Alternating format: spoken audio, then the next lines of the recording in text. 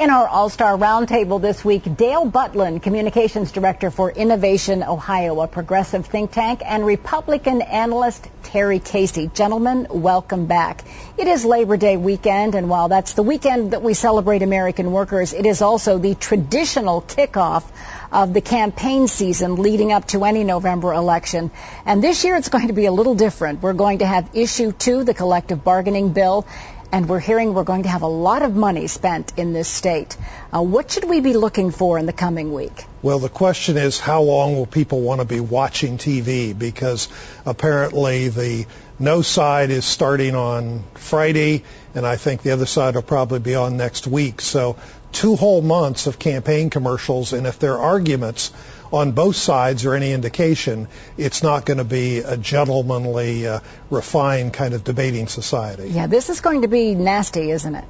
Well, probably. I have been told, I don't know, maybe Terry can enlighten us about this, but I'm told that there's going to be a lot of demonization of public workers going on the yes side of the ballot. But I think this year is a little bit different from most, in that Labor Day, traditionally, as you said, has been the kickoff date. But this year, at least on the We Are Ohio side, the no side, they've been active since March. As you know, they got 1.3 million signatures. And I know just last weekend, for example, they had 100 events all over the state of Ohio. So they've been working very hard for a very long time, not just starting at Labor Day. Well, they're saying, I spoke earlier today to a representative of the AFL-CIO, and he quite frankly told me that their game is going to be the feet on the ground game, that they have a lot of people to go out and kind of push their agenda. And he believes the other side, the people who are pro-Issue 2, will have more money to spend on the airwaves, the bottom line. Do you agree with that, or do you think we're going to see a lot of money from both sides of this campaign? Well, my sense from what I'm hearing is clearly the labor unions have got lots of money because they did special assessments on their members, but you're going to see lots of stuff on TV.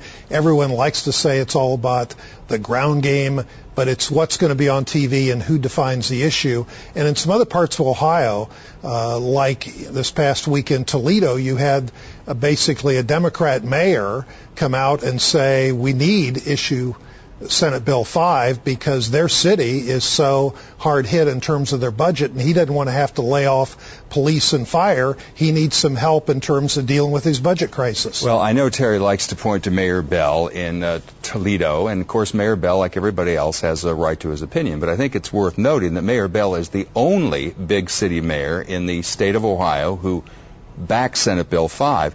And as a matter of fact, there are a lot of Republican mayors now who are speaking out. I just saw one today. This is the Republican mayor of Bay Shore up near Bay Village. Bay Village, who said that the state, and she says the problem they have is not public workers, it's the state budget cuts. The Kasich budget cuts to local governments that she said have gone from hurtful to devastating. State Representative Courtney Combs from Hamilton, also a Republican, just said that this bill was ill-conceived, it was too far-reaching, and honestly, he said, it was forced on us. So I think that most mayors around this state anyway understand that these draconian budget cuts that have been made to local governments is what really is the problem. It's not public workers. You know, Terry touched on the fact that we're going to see so much on television campaigns, and the reality is a lot of people who are not public workers, who don't have a personal stake in this, are persuaded by emotional messages or messages that appeal to the average family, working class Ohioans, and both sides are going to be going after that message and claiming that message as their own.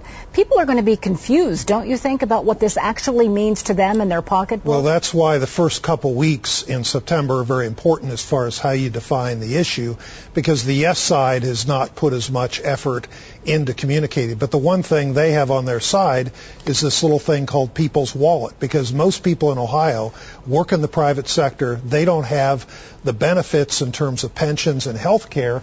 And Dale, please explain to me in this bill what's wrong with having more reasonableness for what public employees get and have to pay in terms of health care. I mean, at Youngstown State University, their health care plan for people there, they pay 0.75% of the cost of their health care, and their board of trustees, including Harry Michel, who was the 17th and deciding vote on this bill in '83, he's a university trustee, and he says, we got to control costs. We can't just pass it on in higher tuition to students. So let me say that it never ceases to amaze me that Terry and his colleagues always get their knickers in a knot over college professors earning a middle-class salary, but never a peep out of you about the incredible salaries that these presidents and other key administrators in these colleges all over the state.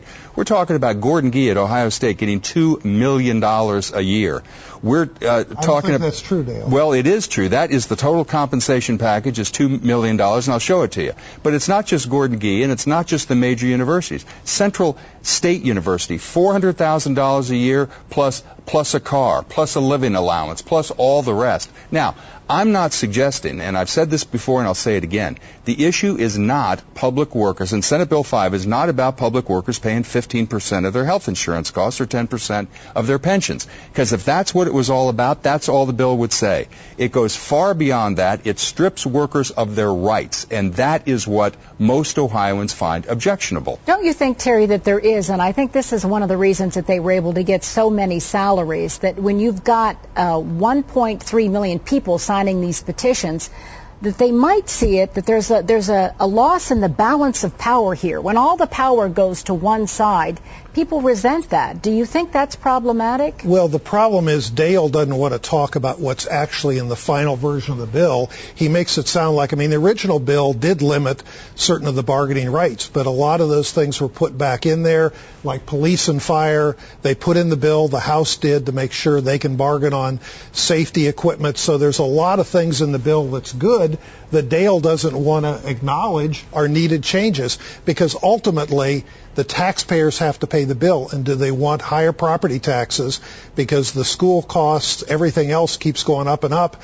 but most workers in Ohio, Dale, are not getting the big increases. So let me just briefly address what Terry said. Then, Colleen, I want to tell you something else people are going to really resent once they start learning about this bill. Terry says that, oh, workers still have all their rights. They lose the right to strike.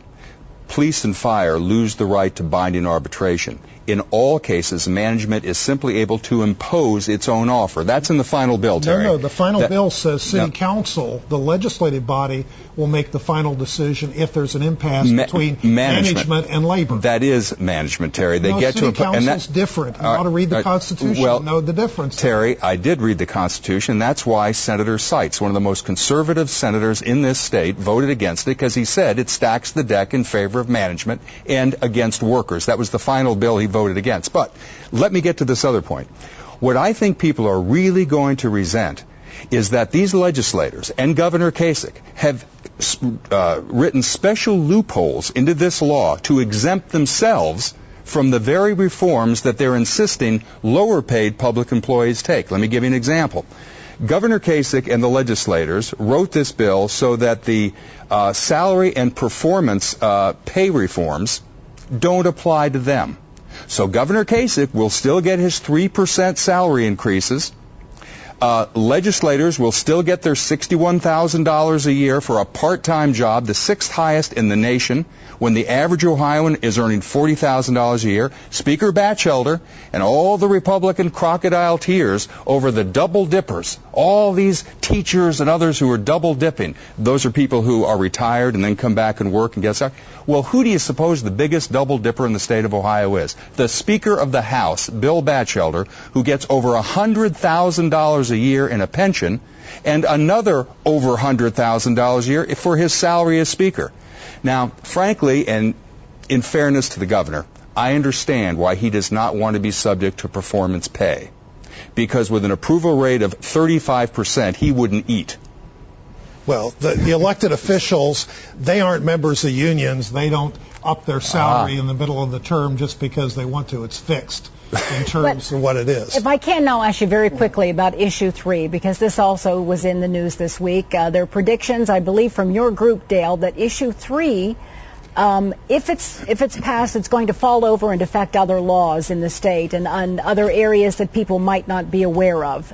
Your response, or tell us what you think and quickly your response to that. Yeah, here's what the problem is. This bill has been so sloppily drafted and so poorly worded and so ambiguously worded that it's going to threaten a wide range of already existing laws, regulations, and rules in the state of Ohio that we depend on, Ohioans depend on, to keep them safe and healthy. Among these, and I'm not going to go through them all, but the workers' compensation system is at risk. Child support enforcement orders are at risk. The monitoring of pill mills, that was just in the news here, that is at risk. School immunizations and disease tracking, all those things are at risk because of this sloppily worded amendment. Well, we're this would be a almost out of disaster to put in time, the Terry. I want to Constitution. give you a chance to react to that because we have been reporting this in the news this week. Well, sadly, in their 5-page press release without any legal citations, not done by people who are experienced in Ohio constitutional law or workers' comp law, I think you ought to have real lawyers, and that's one of the reasons this is about Obamacare, and ultimately the U.S. Supreme Court's going to decide it. But Dale, Obamacare, that's one of the reasons why the economy's not recovering. But that's why exactly, people are unhappy with Obama. But that's exactly the problem, Terry. This is not about Obamacare. That's the point. The purpose of our news conference and our report, which people can read on our website, innovationohio.org, is they were aiming at Obamacare, but because this is so sloppily worded, they hit all these other already existing Ohio laws that have nothing to do with Obamacare or the individual mandate. Let me just say one last thing, because I know we're out of time. I want to wish all Central Ohioans a very happy Labor Day. I know you want to join me, too, and I'll bet my pal Terry will even grudgingly join me in wishing folks a very happy Labor Day. I'm for Labor Day, and most important is Election Day when it's Taxpayer Day. That's when the taxpayers get the final word. All right. Thank you so much, Terry and Dale, and we will be right back.